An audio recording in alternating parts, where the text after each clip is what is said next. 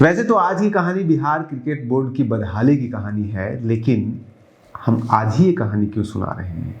आज इसलिए भी सुना रहे हैं क्योंकि आज बिहार क्रिकेट बोर्ड ने नहीं, बिहार क्रिकेट ने कई कीर्तिमान बनाए हैं।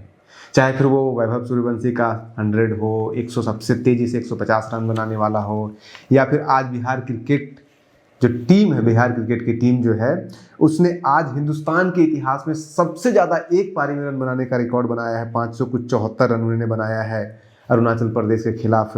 ऐसे सिक्सर मारने का, छक्के मारने का, सैकबुल एक ही इनिंग में 3-3 शतक आज मारे गए हैं सैकबुल के द्वारा, और एक दो सबसे फास्टेस्ट सेंचुरी मारने का रिकॉर्ड तो बहुत सारे हैं, वो ऑलरेडी आप सोशल मीडिया पे देख रहे होंगे। लेकिन आज की कहानी हम आपको बताना चाहते हैं उस बिहार क्रिकेट बोर्ड की बदहाली की, जिसकी कहानी कम से कम तो 25 साल पुरानी है, वैसे कम से कम 15 साल पुरानी तो जरूर है।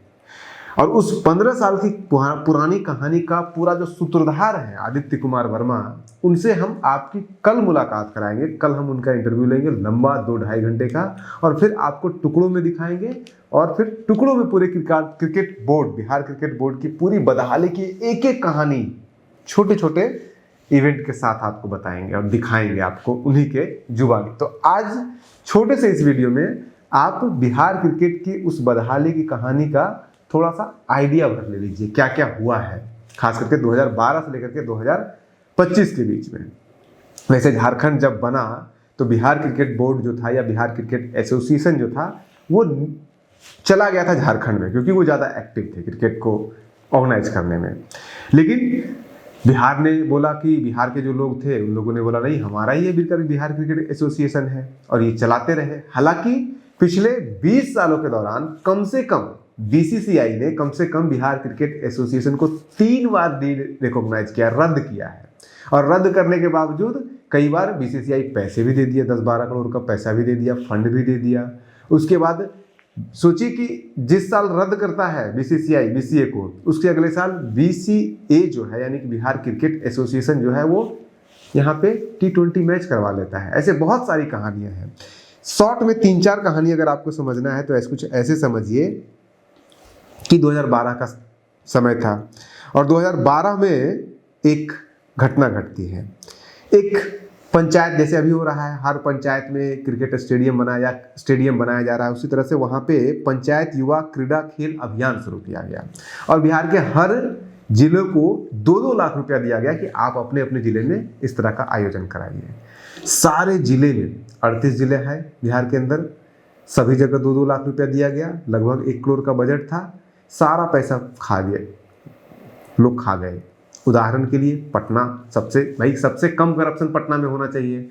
पटना की हालत ये है कि पटना में जो क्रिकेट बोर्ड था उसने 1,58,000 रुपये का बिल दिया, और उस 1,58,000 के बिल में 1,05,000 का बिल जो था वो बिल्कुल फेक पाया गया।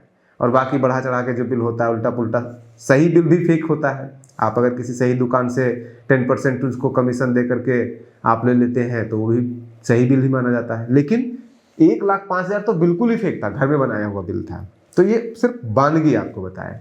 अब वो सिस्टम चलते आगे रहा।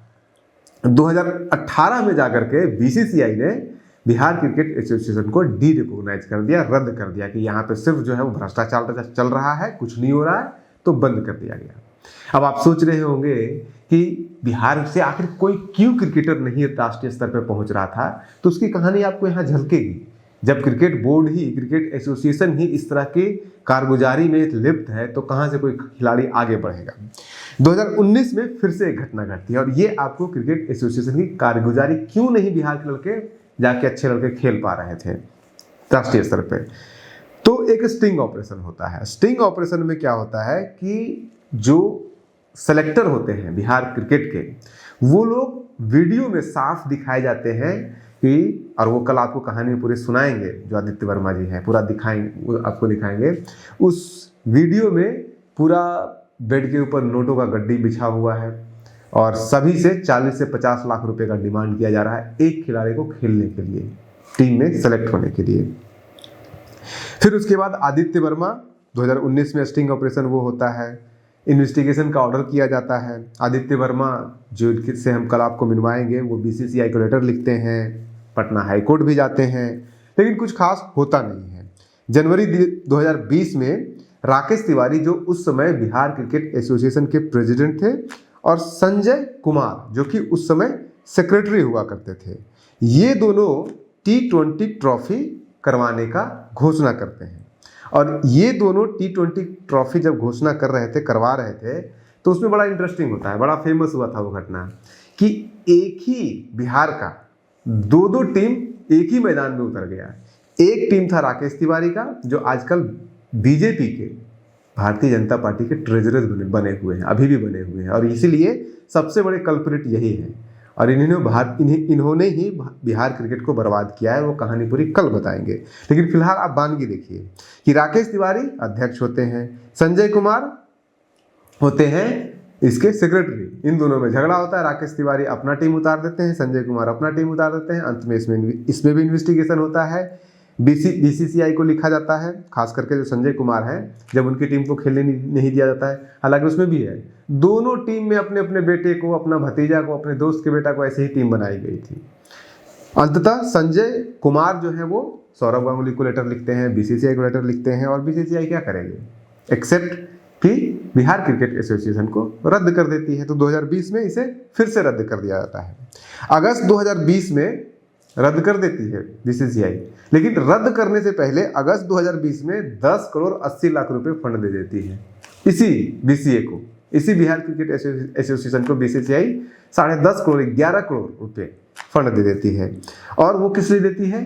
ये मोइनुल हक स्टेडियम है उसको रिनोवेट करने के लिए, और ये सारा पैसा, उसमें एक ईंट नहीं लगता है, और उस सारे पैसे को क्रिकेट स्टेडियम के रखरखाव के लिए, वहाँ पे जो स्टाफ है उसकी सैलरी, क्रिकेट में जो भी प्लेयर है उसका डीए के नाम पे सारा पैसा निकाल लिया जाता है। आपको कहानी वो बताएंगे आदित्य वर्मा जी कि कैसे सेक्रेटरी के रिमूव होने के बाद, क्योंकि संजय कुमार को बाद में रिमूव कर दिया गया था, रिमूव होने के बाद उनके नाम पे सारा जाके पैसा निकाल लिया गया था, धड़ाधड़ 30-30 लाख रुपए के एक बार में जो है ट्रांसफर कर दिया गया था। तो वो कहानी वही बताएंगे आपको, लेकिन इसके बाद बीसीसीआई इसको रद्द कर देती है। और फिर 2021 आता है। 2021 में ये रद्द हो चुका है, 2020 में ही बीसीए रद्द हो चुका है, और उसके बावजूद T20 लीग, जैसे आईपीएल होता है वैसे ही T20 लीग कहता है बिहार की हम ऑर्गेनाइज करेंगे, बिहार क्रिकेट एसोसिएशन। रद्द होने के बावजूद बीसीसीआई मना कर रही है कि नहीं करवा सकती है, लेकिन जबरदस्ती करवा लेती है। एक कोई निशांत दयाल थे, वही इसके फंडर थे, वही सब कुछ करवा रहे थे, और बहुत सारे टीमें भी बनी, 10 लाख से 30 लाख 40 लाख मिनिमम 50,000 रुपये में एक एक खिलाड़ी का ऑप्शन हुआ था। जैसे भागलपुर बुल्स हुआ था, दरभंगा डायमंड, गया ग्लैडिएटर, पटना पायलट्स, इस तरह के टीम बनाए गए थे। और फिर वो मैच हुआ था 21 मार्च 2021 से 27 मार्च के बीच में, और सब कुछ खेला गया। और इसमें इस ऑक्शनिंग में सबा करीम और मदन लाल ये दोनों मौजूद थे, और उसके बाद फिर एफआईआर भी हुआ है। और इस सबा करीम और मदन लाल का नाम बार बार आएगा, हर कंप्लेन में, हर एफआईआर में आएगा कि यही दोनों लोग मिलकर के सब जगह पे सारा घालमेल कर रहे थे। जितना भी संजय कुमार या आदित्य वर्मा जितनी पीआईएल करते हैं कोर्ट में, या फिर लेटर लिखते हैं बीसीसीआई को, या फिर सौरभ गांगुली को, सब जगह इनका नाम रहेगा कि ये लोग सब हैं। और सबसे बड़ा कल्प्रिट जो है वो आपके राकेश तिवारी हैं। इसके बाद फिर ये मामला गरमाते रहता है, लेकिन कोई किसी का कोई कुछ संभव नहीं है। राकेश तिवारी बड़ी चीज़ थे, और राकेश तिवारी इतनी बड़ी चीज़ थे कि 2023 में बिहार विधानसभा के भीतर इस मुद्दे को उठाया जाता है। और बिहार विधानसभा में उठाने वाला, जो इस मुद्दे को उठाने वाला व्यक्ति कौन है? ये है संजीव कुमार, परबत्ता के विधायक, जो अब नहीं रहे। लेकिन उस समय 2023 में ये मुद्दा इसलिए भी उठ पाया क्योंकि 2023 में बिहार में बीजेपी सत्ता से बाहर हो चुकी थी, नीतीश कुमार आरजेडी के साथ मिलकर सरकार बना चुके थे। क्रिकेट एसोसिएशन में व्यापक भ्रष्टाचार है। राकेश तिवारी अध्यक्ष है, और बाहर के खिलाड़ियों से पैसा लेकर के यहाँ रणजी खिलाया जाता है, 40 लाख 50 लाख। और इसलिए भ्रष्टाचार को खत्म करने के लिए मैं चाहता हूँ, निबंधन विभाग से ये निबंधित है क्रिकेट एसोसिएशन, माननीय मंत्री भी हैं अध्यक्ष महोदय, मैं चाहता हूं विधानसभा की कमेटी गठित की जाए और इसकी जांच कराई जाए, नहीं तो बिहार के बच्चों का भविष्य का सवाल है।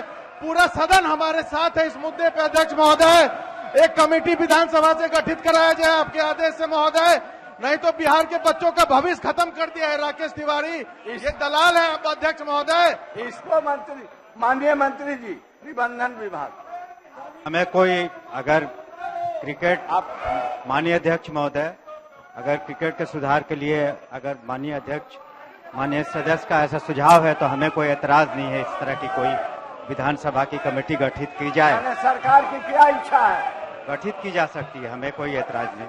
आप कर माननीय, आपके क्षेत्राधिकार में आप कर सकते हैं, हमें कोई एतराज नहीं है।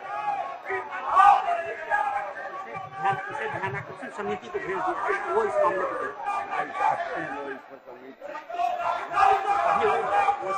उस पर विचार होता तब ना समिति सर, ध्यानाकर्षण हाउस में अभी मत बनाइए महोदय। इस पर जो है नियमानुसार क्या होना चाहिए, आसन देख करके कार्रवाई करें। जी धन्यवाद अध्यक्ष महोदय, लेकिन विधानसभा की कमेटी गठित होनी चाहिए विधानसभा सदस्यों की, इसकी जांच के लिए अध्यक्ष महोदय। मैं इसको दिखलवाऊंगा अपने स्तर से, आप हतान नरम कीजिए। तो संजीव कुमार इस मुद्दे को उठाते हैं कि किस तरह से रणजी ट्रॉफी में सेलेक्टर जो है वो 40 से 50 लाख रुपए लिया है एक एक प्लेयर से, घूस, सिर्फ टीम को में सेलेक्ट करने के लिए। उसके बाद उसी समय आबकारी मंत्री हुआ करते थे सुनील कुमार आरजेडी के, उन्होंने कहा कि इस पे इन्वेस्टिगेशन कराइए। फिर तो इन्वेस्टिगेशन का उस समय बिहार विधानसभा के अध्यक्ष अवध बिहारी जी ऑर्डर भी कर देते हैं। उसके बाद फिर कुछ नहीं होता है, फिर सरकार भी बदलती है, 2024 में सरकार बदल जाती है, 6 महीने के भीतर कुछ नहीं होता है। उसके बाद फिर से अगस्त, लेकिन लड़ाई चलते रहती है, कोर्ट में मामला चल रहा है, बार बार एफआईआर हो रहा है, एफआईआर को रद्द कर दिया जा रहा है, कोई इन्वेस्टिगेशन का रिपोर्ट इन्फ्लुएंस किया जा रहा है, सब कुछ हो रहा था। अभी लेटेस्ट घटना है कि एक और एफआईआर उनके ऊपर प्रूफ जो है वो हो चुका है, राकेश तिवारी जो है वो दोषी साबित हो चुके हैं और आदित्य वर्मा जी का कहना है कि कभी भी वो अरेस्ट हो सकते हैं। वैसे पूरी कहानी कल वही बताएंगे। अगस्त 2024 में पटना हाई कोर्ट 54 पेज का एक वर्डिक्ट देता है और उसमें पूरी कहानी उस वर्डिक्ट में है, जिसमें कि उस 54 पेज में पटना हाई कोर्ट बताती है कि किस तरह से बिहार क्रिकेट एसोसिएशन सब कुछ फर्जी कर रहा है और बिहार क्रिकेट एसोसिएशन का जो सिलेक्शन कमेटी है उसको रद्द करने का ऑर्डर करती है पटना हाई कोर्ट। नई सिलेक्शन कमेटी को गठन करने का आदेश देती है और वो पूछती है भाई ऐसा कैसे हो सकता है कि एक तरफ जो है प्रेसिडेंट का बेटा सेलेक्ट हो जा रहा है और सेलेक्टर के रूप में, और जिस समय सेलेक्ट होता है प्रेसिडेंट का, राकेश तिवारी का बेटा जिस समय सेलेक्ट होता है वो उस समय लंदन में होता है, वो कुछ नहीं कर रहा है, लेकिन उसको सेलेक्टर के रूप में उसको नाम डाल दिया जाता है। अभी जनवरी में जो आपने फेमस एक घटना और भी सुना होगा, इसी साल जनवरी में 1 साल होने वाला ही है लगभग, जब इसी ठंडी में इसी पटना के स्टेडियम में जब हो रहा था मैच तो पिच जो है वो नमी आ गई थी, क्योंकि ओस गिरती है तो पिच की नमी को दूर करने के लिए पराली, यानी कि जिसको आप भूसा कह लीजिए या धान का जो अक्स होता है उसको जला के उसको गर्म किया जा रहा था, उसको मतलब उसकी जो नमी थी उसको कम करने का प्रयास किया जा रहा था। ये है क्रिकेट एसोसिएशन बिहार का हालत। उसके बाद इतना किरकिरी हुआ मीडिया में कि फिर ऑडियंस के लिए, यानी कि दर्शकों के लिए उस स्टेडियम को बंद कर दिया गया और बिना ऑडियंस के वो मैच वहाँ पे हुआ था। और उसके बाद फिर इतनी किरकिरी हुई तो बीसीसीआई सरकार भी थोड़ी सी एक्टिव हुई है। अब तो बिहार में क्रिकेट यूनिवर्सिटी भी बन गई है, कितना कुछ हो पाता है आगे वो तो समय बताएगा। लेकिन फिलहाल के लिए बिहार सरकार ने मोइनुल हक स्टेडियम, जिसको 10 करोड़ 80 लाख रुपया बीसीसीआई ने रिनोवेट करने के लिए दिया था और वो सारा पैसा सब कुछ हजम कर लिया गया, उस स्टेडियम को बिहार सरकार ने बीसीसीआई को 10 साल के लिए लीज पे दे दिया है। आप इसको रिनोवेट कीजिए, इससे यहाँ पे जितना भी आपको इवेंट कराना है इवेंट करवाइए, जितना पैसा कमाना है कमाइए, लेकिन इसको ठीक कर दीजिए। अब आगे क्या होगा वो अलग बात है, लेकिन इस कहानी को, इस पूरी कहानी को, पिछले 15-20 सालों की पूरी कहानी को हम कल आदित्य वर्मा की जुबानी आपको दिखाएंगे, क्योंकि वो एक वैसे व्यक्ति हैं जिनको हर एक छोटी से छोटी जानकारी बिहार क्रिकेट एसोसिएशन के बारे में है, या फिर बिहार में क्रिकेट में क्या कुछ चला है वो सब कुछ उनको पता है, क्योंकि पिछले 15 सालों से ये लड़ाई वो लड़ रहे थे। आप बने रहिए न्यूज़ हंटर के साथ। नमस्कार।